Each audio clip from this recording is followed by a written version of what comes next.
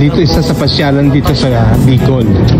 Last time na nagpunta kami rito, nakarating kami hanggang dun sa taas pero may dala kaming sasakyan.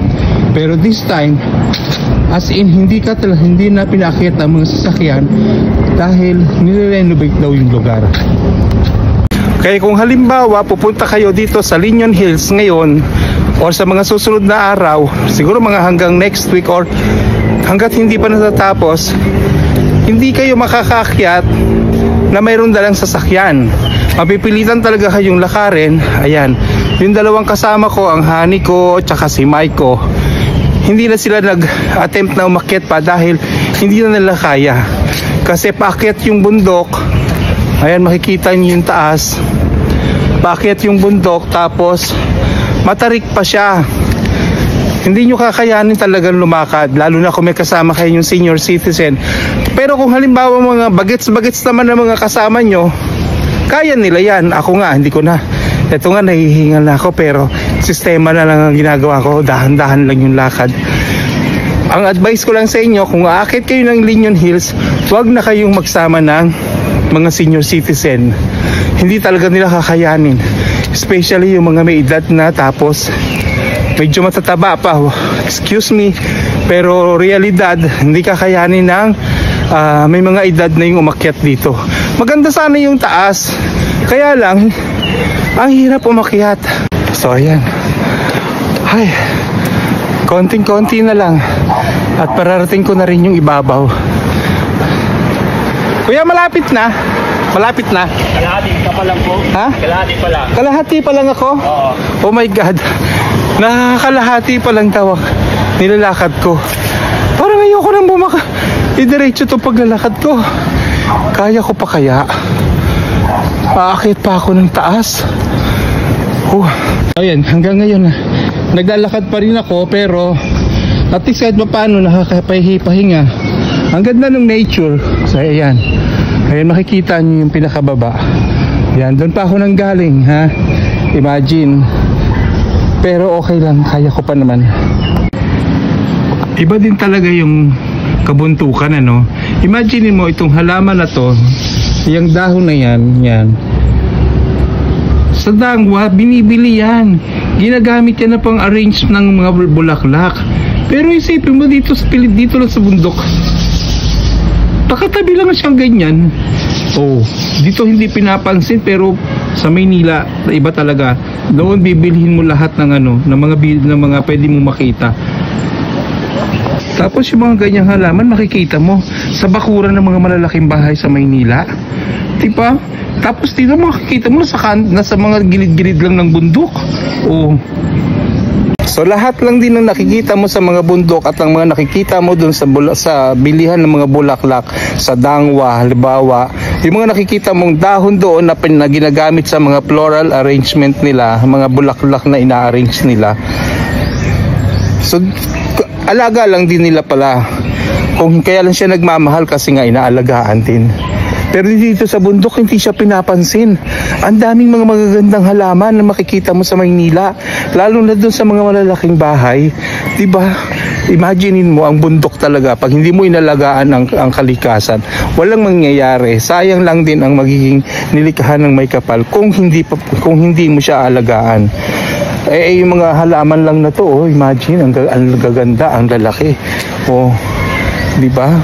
Saan ka pa? Sa Pilipinas lang yan, meron. Hindi, joke lang. So ayan, nasa kalahati pa lang ako.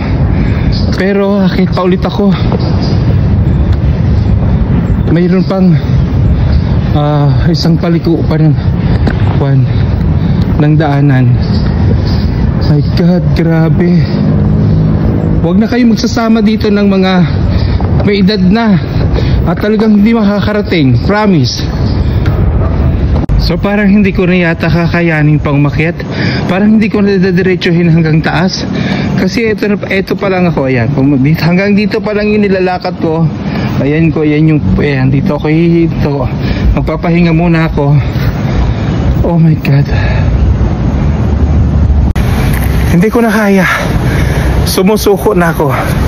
Ito lang yung rating ko. Ayan. Siguro kasi aakyatin ko pa hanggang doon. Tapos iikot pa ako doon sa may portion na yan. Paikot pa ulit yan doon. Hanggang sa marating mo yung tuktok. Yung pinakataas na yon. Pero hindi ko na kaya. Papahinga na muna ako, tapos bababa na ako doon. Babalikan ko na lang yung honey ko kasi wala silang kasama doon. Hindi ko na kaya, ayoko na. Sinubukan kong makyat sa Liñon Hills kasi hindi na nagpapapasok ng sasakyan. Hanggang doon lang sa may pinakababa. Yung mga sasakyan hindi na pinapakyat doon sa taas kasi under renovation daw yung road. At saka temporary kino-close nila yon. Pero hindi na ako tumuloy. Hanggang doon lang ako nakarating. Saan ba yan? Hanggang sa may paliko lang na yan. Hindi ko kinaya, sumuko ako. Ay, sko. Kaya eto, babalik na lang ako sa simula. Kasi hindi rin nakaakyat yung dalawang kasama ko.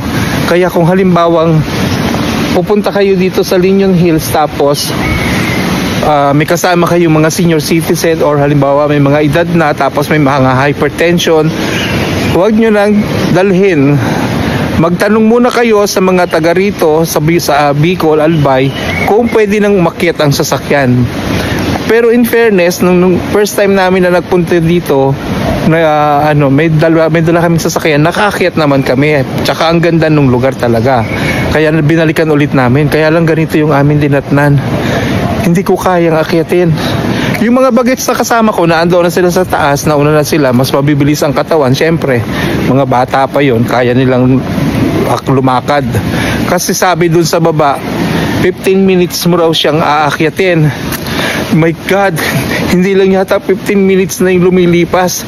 Kaya eto, bababa na ulit ako kung saan ako nagsimulang umakyat. Pero hindi mo naman anong tawag dito, hindi mo naman mararamdaman din yung pagod. Kaya lang, alam mo yon, sa mga taong katulad natin na may mga edad na, ay talagang mararamdaman mo yung mga sakit ng katawan tsaka yung pangangalay ng binti kasi nga pataas yung lugar. So ayan, nakikita ninyo yung pababa. Kaya mas okay kung pababa ka lang, pero delikado pa rin. Alam nyo kung bakit? Kasi malumot yung kalsada, may mga lumot-lumot, baka madulas pa yung mga kasama ninyo. Kaya mas maigi nang huwag na lang din kayong umakyat kung hindi nyo rin lang siguradong makakaya ninyo. Ako hindi ko talaga kinaya, kaya sinasabi ko sa inyo, huwag nyo nang pilitin, lalo na sa may mga edad na. Tapos may mga eksena talaga na itong road na to, pababa na siya, padulas yung paliko yung pagano, no? Kaya sigurado ka, good luck na lang sa mga may edad na. So yun guys, sinashare ko lang sa iyo yung experience ko kasi nga baka maisipan nyo rin tong puntahan, sayang lang yung effort, diba? Thank you guys sa panonood.